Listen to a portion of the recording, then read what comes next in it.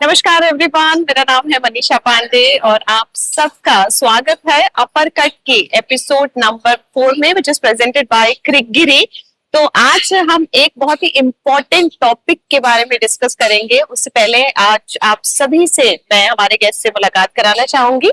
हमारे साथ हैं Shri Manoj Pundir ji, chairman of umpire committee UPCA, और हमारे साथ हैं Mohammad Shahid Saifi ji, chairman umpire committee GCA, और हमारे साथ हैं Shri Amit Goyal ji, founder and CEO of Crickgiri. तो आज का जो हमारा टॉपिक है वो अंपायरिंग से रिलेटेड है कि कैसे कोई अंपायरिंग में अपना करियर बना सकता है, और क्रिकेट एक्सपर्ट्स हमारे बीच में है, तो इससे बेस्ट जगह या प्लेस नहीं हो सकती इसके बारे में बात करने की। तो सर, मनोज सर, आपसे शुरू करते हैं कि आपने अपनी अंपायरिंग जर्नी कैसे स्टार्ट की? देखिए मनीषा, जर्नी कब शुरू होगी मुझे नहीं पता लगा। क्रिकेट खेलता था। क्रिकेट खेलते खेलते क्योंकि क्रिकेट से इतना ज्यादा लगाव, इतना ज्यादा अफेक्शन था कि जब ऐसा लगा कि मैं आगे क्रिकेट आगे नहीं खेल पाऊंगा तो मुझे लगा कि अंपायरिंग में आ जाना चाहिए, क्योंकि अंपायरिंग एक ऐसा जॉब है, एक ऐसी जगह है कि सबसे ज्यादा क्रिकेट के फील्ड में ना कोई मजा लेता है तो अंपायरी लेता है। बशर्ते आपको क्रिकेट से लगाव होना चाहिए, अफेक्शन होना है, तभी आप वहां पे खड़े होके आप समझे कि पूरा दिन अंपायर खड़ा रहता है और वहां पे कोई क्लासिक बैट्समैन है, उसकी बैटिंग का मजा भी लेता है, अच्छी फील्डिंग का मजा लेता है, अच्छे खेल का मजा अंपायर ही ले पाता है, शायद सबसे क्लोज है। तो ऐसी मुझे शौक भी था। फिर जब मैंने इसको कैरियर बनाने की सोची, बट जो लिखा होना होता है लाइफ में ना वही होता है। 2000 में मैंने अंपायरिंग का एग्जाम क्वालिफाई किया था, state panel, UP state panel. लगभग 15 साल के बाद एग्जाम होता, शायद तुमने शायद शुरू भी नहीं की होगी तब अंपायरिंग। तो वहाँ आउट ऑफ 150 कैंडिडेट हम लोग 3 लोगों ने एग्जाम क्वालिफाई किया था। तो मेरे लिए बहुत बड़ा अचीवमेंट था कि 150 लोगों में से 3 लोग ही क्वालिफाई कर पाए। डॉक्टर एस के बंसल जी, जो कि रिनॉल्ड इंटरनेशनल अंपायर रहे हैं, वो इस वक्त हमारे एग्जाम में बन के आए थे। तो उसके बाद से मैंने कंटिन्यू 2015 तक अंपायरिंग की। मैं आपको बताऊं कि मैंने इंटरनेशनल मैचेस भी किए हैं। इंडिया और इंग्लैंड मेरठ में हुआ था, ईयर मुझे ध्यान नहीं है। इंडिया ए वर्सेस इंग्लैंड है, 87 मैच था। 87 और 96। I didn't think so कि 87 नहीं, शायद मनीष अराउंड 2000। हाँ, नहीं, मैं क्रिकेट की बात कर रहा हूँ। मैंने किया था ऑस्ट्रेलिया और इंडिया के लखनऊ में जो टेस्ट मैच था वो भी मैंने किया। वेस्ट इंडीज इंडिया का हुआ तो भी मैंने किया। और बीसीसीआई के लिए भी एक अपने वुमेन्स का मैंने जयपुर मैच ऑफिशिएट किया था। वो तो शायद 1996 या 97 की बात रही। फिर परिस्थितियां चेंज हो गई। मैं बीसीसीआई में एज ए अंपायर कमेटी में मेंबर रहा 2019 टू 2022 तक। तो ऐसी मेरी चलती रही। अंपायर तो नहीं बन पाया क्योंकि एज बार हो गई थी, बट 2017-16 में मैं अंपायरिंग कमेटी का चेयरमैन था। तो मैंने अंपायरिंग छोड़, क्योंकि मुझे लगा कि नए टैलेंट को, नए क्रिकेटर्स को, नए अंपायर जो बनने आ रहे हैं उनको आगे निकालने में हेल्प करनी चाहिए। और उसमें काफी मुझे मतलब पूरी एशियन का भी सहयोग मिला, राजेश शुक्ला जी का भी बड़ा सहयोग मिला। और आज जब यूपी में अंपायर्स नहीं होते थे बीसीसीआई में, तो आज 6 लोगों की संख्या हमारी है जो बीसीसीआई में यूपीसीए का रिप्रेजेंट कर रहे हैं। तो आने वाले समय में हमारे पास एक नए अपकमिंग अंपायर की पूरी एक लाइनअप है, जो आना हो सकता है कि आने वाले समय में आपको बीसीसीआई का नजर। तो ये आपकी जर्नी, आपकी एक्चुअली इतने शॉर्ट टाइम में पूरी जर्नी तो नहीं बताई जा सकती, लेकिन कुछ शब्दों में यहाँ पर हमने सुना मनोज सर की जर्नी के बारे में। हमारे बीच में शाहिद सैफी जी हैं। आपसे भी चाहेंगे कि आपने कैसे शुरुआत की अपनी जर्नी की? आप अंपायर कमेटी जीसीए के चेयरमैन हैं, तो आप बताइए प्लीज अपनी जर्नी के बारे में। Thank you Manisha. मेरा तो अंपायरिंग में एंट्री इस फील्ड में एक्सीडेंटल हुई। उसमें 2011 में जो मेरा बिजनेस था वो कोलैप्स हो गया। उससे पहले मैंने काफी क्रिकेट खेली थी, 10 साल के आसपास मैंने क्रिकेट खेली। तो स्कोप नहीं दिखाई दिया तो मैंने अपना बिजनेस कर दिया। फिर वो बिजनेस कोलैप्स हुआ जब जापान में सुनामी आई थी। तो वहां पे जो जापान में मैंने कुछ ऑर्डर प्लेस किए थे, वो मेरा पेमेंट नहीं आई। तो एक्सीडेंटली फिर मुझे वापस अंपायरिंग में क्रिकेट फील्ड में आना पड़ा। कुछ दिन मैंने कोचिंग की और फिर दिखाई दिया कि कोचिंग में बहुत मुश्किल काम है। मुझे लगा कि अंपायरिंग थोड़ा अच्छी, मतलब एक इजी, आप आगे बढ़ सकते हो इजीली। तो उसमें फिर मैंने अंपायरिंग का एग्जाम दिया स्टेट पैनल का। उस टाइम कुंडीर सर हमारे चेयरमैन नहीं थे, एससी गुप्ता जी थे। लेकिन मैं, सर ने आपको नहीं बताया, सर की एक बहुत बड़ी अचीवमेंट है as a chairman of UPC umpire committee. UP में एक ड्रॉप था, सूखा पड़ा हुआ था बीसीसीआई अंपायर्स का। तो जो अब जब 2013 में मैंने और अनुराग राठौर ने स्टेट पैनल क्वालिफाई किया तो we were the first two umpires for qualified at state level Ghaziabad की तरफ से। हमने हिस्ट्री क्रिएट की थी हमने भी, और फिर बाद में जाके अनुराग ने हिस्ट्री क्रिएट की। 35 साल बाद अगर बीसीसीआई अंपायर को यूपीसी को मिला तो वो कुंडीर सर की चेयरमैनशिप में मिला, और इन्होंने बहुत वर्क किया उसके ऊपर। आज जितना भी ये सब है अंपायरिंग का, जितना भी हमारे यहाँ स्ट्रक्चर ये खड़ा हुआ दिख रहा है आपको, गाजियाबाद में आज की डेट में कानपुर के सिमिलर ही अंपायर है जो हमारे यहाँ पर गाजियाबाद में स्टेट पैनल अंपायर है, और डिस्ट्रिक्ट पैनल अंपायर्स भी हमारे यहाँ है। तो उसमें हमने शुरुआत में बहुत हार्डशिप्स फेस की, और लेकिन क्योंकि हम लोग पहले क्वालिफाइड अंपायर थे स्टेट पैनल के, तो इस वजह से अटेंशन भी फुल मिला। हमारे जो प्रेसिडेंट है राकेश मिश्रा जी और मनोज माकर जी, इन लोगों ने फिर जब देखा कि हम लोग अच्छा कर रहे हैं तो हमें इंट्रोड्यूस किया बीसीसीआई के मैचेस में एज ए लाइजन अंपायर, हमें इंट्रोड्यूस किया, और वहां भी हमारा काफी अच्छा रेस्पॉन्स मिला। तो तब से अब तक राकेश सर ने जब देखा कि अनुराग का थोड़ा सा क्या था कि वो नेटिवली वो यहाँ से नहीं है, वो कानपुर से है, वो यहाँ पर था, वो अभी भी गाजियाबाद से ही है। अगर बीसीसीआई के पर्सपेक्टिव से देखा जाए तो वहाँ यही पता है कि अनुराग राठौर गाजियाबाद का अंपायर। तो फिर वो कानपुर चला गया तो फिर सारी जिम्मेदारी मेरे कंधों पर आ गई। यहाँ जितने भी अंपायर्स को ग्रूमिंग करना है और उनको क्लासेस लेना है, मैं ऑनलाइन क्लासेस भी देता हूँ free of cost. Rakesh sir ने मुझे पूरी छूट दे रखी है इस फील्ड में, जो तुमको करना है, इम्प्रूवमेंट करना है, तुम करो, हम तुम्हारे पीछे। ये मेरे लिए बहुत बड़ी एडवांटेज है, और कुलदीप सर तो है ही हमें। एक चीज और मैं ऐड कर दूं मनीषा की, लास्ट ईयर 2025 में बीसीसीआई ने अंपायरिंग का एग्जाम कराया था, तो हर स्टेट से 4 नाम जाने थे। Shaiz was one of 4 candidate, other were Ravi Kaushik, Rohit and Arpit Pandey. 4 में से रोहित ने क्वालिफाई किया लास्ट ईयर, बीसीसीआई में चले गए वो। ये लोग अभी भी लगेगा, मुझे उम्मीद है कि आने वाले सालों में ये लोग जरूर बीसीसीआई एग्जाम क्रैक करेंगे। और अच्छी बताऊं कि जब मैंने 2000 में किया था तो सब मेरा 13वां नंबर था। आज की तारीख में अराउंड 70 का अंपायर हमारे स्टेट पैनल में यूपीसी। सर का वो दौर था, मैं बताऊं, सर का वो दौर था। आज तो हम बहुत अच्छे टाइम में जी रहे हैं। एक्चुअली पहले बहुत चीजें डिफिकल्ट होती थी, कुछ अचीव करने के लिए बहुत मेहनत करनी पड़ती थी। एक चीज इस हिसाब से टेक्नोलॉजीज भी नहीं थी, जैसे गोयल जी हमारे मनीषा, मैं दूसरी चीज एक और बात बता रहा हूँ, जो अंपायरिंग के फील्ड में आके करियर बनाने के दौर में जो दौर सर ने देखा है, और जब उन्होंने ये सोचा कि मुझे करियर बनाना है, तो इनके लिए बड़ा मुश्किल था। आज बहुत मैचेस होते हैं, ये लीग्स हो रही हैं, तो बहुत अच्छे अच्छे टूर्नामेंट्स हो रहे हैं, तो हर डिस्ट्रिक्ट में स्टेट लेवल पर, ऑल इंडिया लेवल पर बहुत टूर्नामेंट्स होते हैं। और इवन हमारे यहाँ जो यूपीसीए में 2014 से पहले कोई ऐसा डोमेस्टिक कोई स्ट्रक्चर नहीं था कि लोकल जो स्टेट के जो ट्रायल मैचेस होते हैं, अंडर 19, 16, ये मैचेस नहीं होते थे। अब हमारी इंटर डिस्ट्रिक्ट होती है, इंटर जोनल होता है, ट्रायल मैचेस होते हैं, प्रैक्टिस कैंप के मैचेस होते हैं। उस टाइम पर सर के पास क्या था, सिर्फ कैंप के मैचेस होते थे। ये सोचो कि उस टाइम पर इनके लिए, अगर ये या और भी बहुत से अंपायर जो सर के एरा के हैं, उनके लिए करियर बनाना कितना मुश्किल काम था कि उनको अर्निंग भी उसी से अगर करने, उसी पे डिपेंडेंसी अगर रहती है।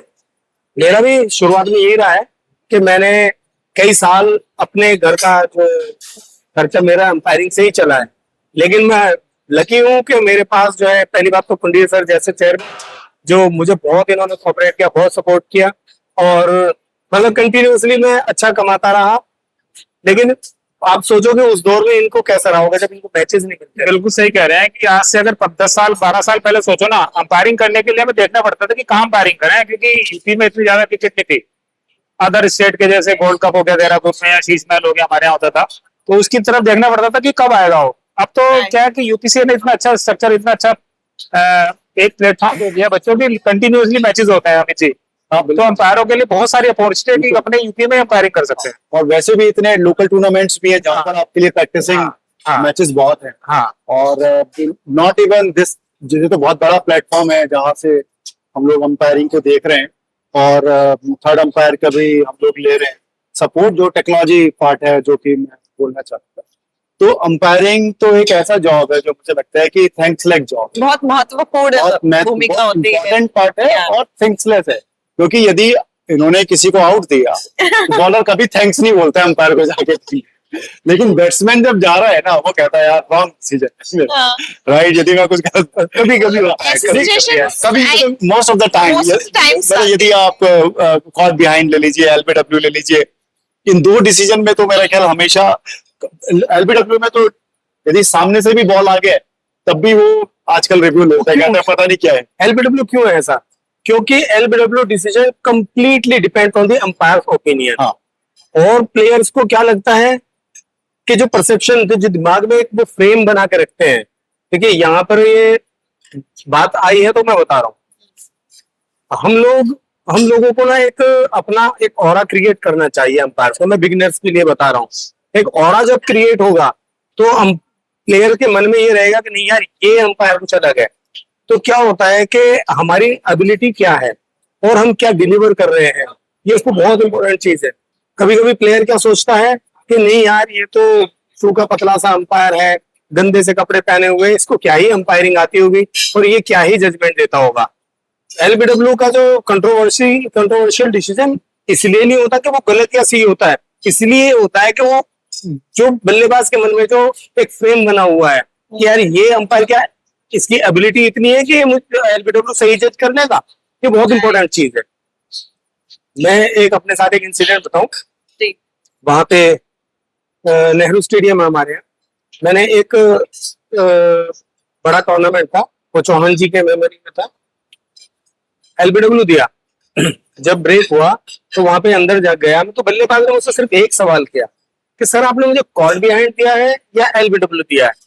मैंने कहा कि भाई मैंने आपको एलबीडब्ल्यू दिया। तो उसने क्या छूटते क्या बोला, बिल्कुल ठीक है सर, क्योंकि कॉट बिहाइंड होता तो बल्ले से लगते मुझे पता चल जाता, लेकिन मैं एलबीडब्ल्यू हुआ हूं तो उस टाइम पर जब बॉल मैंने खेली और जब बॉल मेरे को इम्पैक्ट हुई तो मुझे नहीं पता मेरी पोजीशन क्या थी। तो दैट इज कॉल्ड ईमानदारी के, वो बल्लेबाज को, वो ईमानदार खिलाड़ी जिसको जो खेल की समझ है, उसे पता है आपको पता ही नहीं चलता है कि शॉट खेलते टाइम आपकी पोजीशन क्या है, तो आप कैसे कह सकते हो कि गलत आउट?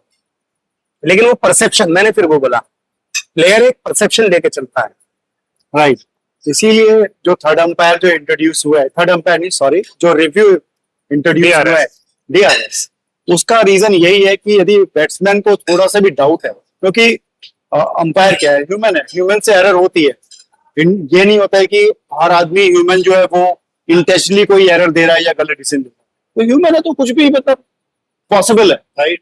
तो उस चीज को खत्म करने के लिए मेरे को लगता है डीआरएस लेकर आए, और डीआरएस में भी जितने भी आप डीआरएस कैलकुलेट कर लीजिए कि अब तक के यदि परसेंटेज वाइज में जाओ, यदि 100% डीआरएस लिए गए तो उसमें से 80% डीआरएस फॉल, 20% डीआरएस जो है कि वो अंपायर डिसीजन रॉन्ग हुआ है। तो जो रेशो है आप चैट जीपीटी पे जाके कैलकुलेट करेंगे तो अप्रोक्सीमेट इतना निकल कर आएगा।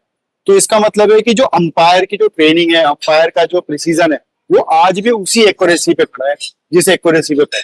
बिल्कुल सही। देखिए ग्राउंड अंपायरिंग को तो मैं समझता हूँ कि सबसे बेटर जो जजमेंट होता है ना, वो ग्राउंड अंपायर ही है। Yes, ground. ये तो अब क्योंकि एरर लेस करने के लिए चीजें अब थर्ड टेक्नोलॉजी का समावेश हो गया है, और मैं समझता हूँ बेटर भी है क्रिकेट के लिए। क्रिकेट अगर पहले जब तक देखिए ये टेक्नोलॉजी नहीं थी, उस वक्त क्या होता था, बहुत सारे आप स्टीव बकरा वाला सचिन को जो आउट दिया था, मुझे आज भी याद है, सब most disputed decision in the history of Indian cricket, world cricket.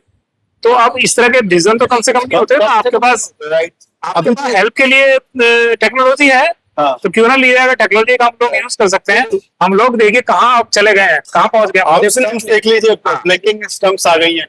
मैं पढ़ रहा था, ब्लिंकिंग स्टम्प जिसने बनाया उसने हाँ। उसका कॉपीराइट ले लिया।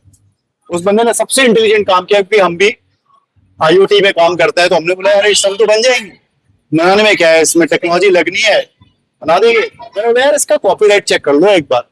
मैंने कॉपीराइट चेक किया, 300 करोड़ का कॉपीराइट। आप समझ सकते हैं, यदि किसी ने उसका डुप्लीकेसी बना दिया तो 300 करोड़ का अप्रॉक्सीमेट कॉपीराइट वो केवल एक ही बंदे के पास में। वही से आप टेक्नोलॉजी खरीद सकते हैं, वही आपको लाइसेंस कर सकता है, दुनिया में कोई। अच्छा अमित जी, आप तो, सॉरी टू इंटरप्ट यू, आप तो अब क्योंकि डाटा मैनेजमेंट जैसी कंपनी से जुड़े हुए हैं, आपका हाँ। डाटा का बहुत बड़ा काम है। हाँ। तो अब जैसे एआई आ गया है, तो एआई से भी कहीं आप लिंक करेंगे कि आने वाले टाइम में एआई की हेल्प भी हमें मिलेगी? देखो अभी आप लोग जो है एआई सुन रहे हो, एआई जो आने वाला जो मॉड्यूल है वो उसका बस 10% ही पार्ट है। जो अभी हमने एआई देखा है वो केवल उसका 10% है। आज की न्यूज है, जो कंपनी क्वांटम पे काम कर रही थी, अभी मैं सीरीज बता देता हूँ। पहले एआई आया, इसके बाद क्वांटम आएगा, और क्वांटम के बाद क्वांटम एआई आएगा। हाँ। जब क्वांटम एआई आए वो ह्यूमन की डिसीजन खत्म कर देगा। वो मतलब आपको विष्णु भगवान से मिलवा देगा। अभी आज ही की न्यूज है, जो कंपनी क्वांटम पे काम कर रही थी, यूनाइटेड स्टेट ने उसको रिस्ट्रिक्ट कर दिया है कि आप अपनी टेक्नोलॉजी बिना यूनाइटेड स्टेट गवर्नमेंट के बाहर नहीं दे सकते। अच्छा। और वो टेक्नोलॉजी ऐसी है कि मतलब एआई से तो अभी लोग इतना डर रहे हैं। मैं तो सोच रहा हूँ जब क्वांटम आएगा तो क्या हाल होगा। मतलब वो तो बिल्कुल भगवान है, मतलब एक तरह से देखा जाए। चलो ठीक है, जो अभी टेक्नोलॉजी की बात करें, जो जैसे अंपायरिंग है, अंपायरिंग में एआई का मॉड्यूल हम कुछ डिजाइन कर रहे हैं। तो हमने अभी कुछ बनाया, उसके स्पेक्स रेडी करें। हम बोल रहे हैं कि हम एक ड्रोन अंपायर बना। अंपायर यहाँ पे खड़ा है, अंपायर के सर पर एक ड्रोन खड़ा हुआ है, छोटा ड्रोन है, जो एरियल व्यू देख रहा है, पूरा कंप्लीटली एरियल व्यू। और उस ड्रोन से बैट्समैन और बॉलर मैप है, राइट। वो क्या कर रहा है, वो एक एप्लीकेशन से जुड़ा हुआ है जो पीछे थर्ड अंपायर की एप्लीकेशन। बॉल आया, एलपीडब्ल्यू की अपील हुई या नहीं, उसने वहां थर्ड अंपायर पे रेड लाइट बता दी कि एलपीडब्ल्यू हो गई। अब आपने ही बोला कि भैया, अंपायर ने बोला कि रिव्यू, वहां पर रिव्यू क्या। अब ऐसा नहीं है कि यदि एआई ने बोल दिया है कि एलपीडब्ल्यू है तो एलपीडब्ल्यू है, वो पूरा मैनुअल प्रोसेस ही है। पर एआई ने बता दिया है कि भैया एक्यूरेसी इतनी है कि 90% मानना हो कि एलपीडब्ल्यू हो गया, बाकी 10% देख ले कि भाई बैट लगा है नहीं लगा है, वॉइस कहीं से आई है नहीं आई है, क्योंकि वो वॉइस कैप्चरिंग नहीं कर रहा है। देखिए वॉइस कैप्चरिंग का बहुत अभी आपने जो बोला ना, ये एक बहुत बड़ा ड्रॉबैक है अभी भी टेक्नोलॉजी में। क्योंकि वो सिर्फ साउंड कैच करता है। साउंड बैट की बॉल की है, बैट की पैड की है, या कोई डिबरी वहां से निकली और वो बैट को लगी, राइट। मतलब उसको सिर्फ साउंड कैच करना है। उसको ये डिफरेंशिएट करना नहीं आता कि ये बॉल से साउंड आई है कि बैट पैड से आई है। उसका उसमें कैच है। वो जो बंदे ने, जिसने वो स्टंप बनाई है, उसमें जो कैमरा लगा है वो इको पकड़ लेता है, मतलब वो बाहर की साउंड को नहीं लेता है। उन्होंने यदि बैट से लगा है तो वो वेव पकड़ता है वहां। वो मतलब आप सही कह रहे हो, it's not 100% accurate, but it's a 60% फिर जैसे सर कह रहे थे, उसी में मैं ऐड करना चाहूंगा। मेरी काफी आईसीसी अंपायर्स के साथ मेरा रहना हुआ है, तो मैंने पूछा कि सर आपको क्या लगता है कि थोड़ा गिल्टी फील नहीं होती कि मुझे ऊपर जाना पड़ रहा है, डीआरएस मेरे डिसीजन चैलेंज हो गया। तो लेकिन उनका क्या कहना था कि शायद अल्टीमेटली डिसीजन करेक्ट हुआ है, राइट। हम गलत हुए उससे फर्क नहीं पड़ता, ह्यूमन है। गेम सही ट्रैक पे जा रहा है, ये मोस्ट इम्पोर्टेंट चीज। यही मोटो है, यही बीसीसीआई का मोटो है, यही हम सबका है कि भाई गेम इम्पार्शियल होना चाहिए, पार्शियल होना चाहिए। भाई चाहे वो अंपायर की मिस्टेक से हो, हाँ जी, तो 200 अंपायर पे जाएगा ना, बिल्कुल। लोग तो ये कहेंगे यार बायस डिसीजन दे दिया। सबसे मैं कहूँ तो बहुत अच्छा बीसीसीआई टीम वर्क कर रही है, बिल्कुल। और हर गेम देखिए कितना रिफाइंड हो रहा है।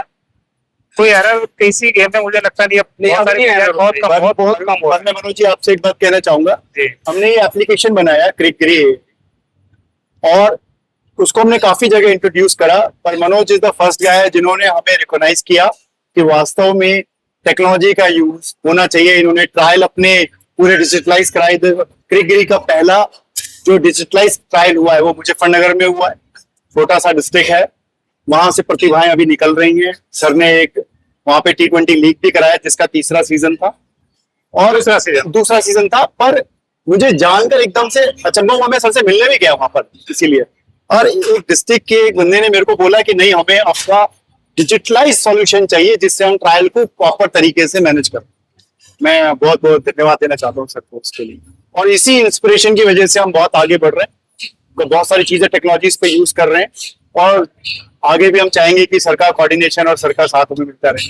ये आज हमने बहुत ही इम्पोर्टेंट बातें जानी एम्पायरिंग से रिलेटेड, लेकिन अभी भी बहुत सारी बातें बाकी हैं, जैसे जिनको करियर चूज करना है वो कैसे चूज करेंगे, प्रोसेस क्या है, क्या पेस है, स्कोप क्या है, इसके बारे में हम फिर से एक और एपिसोड इसका लेकर आएंगे। आज का एपिसोड हमें यहीं पे एंड करना पड़ेगा।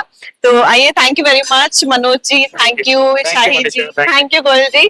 तो आइए, small token of gift thank you from Crickgiri to our guest. तो मैं रिक्वेस्ट करना चाहूंगी अमित गोयल जी से कि kindly please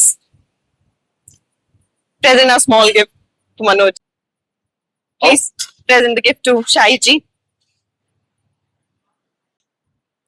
thank you sir, thank you very much sir. Thank you very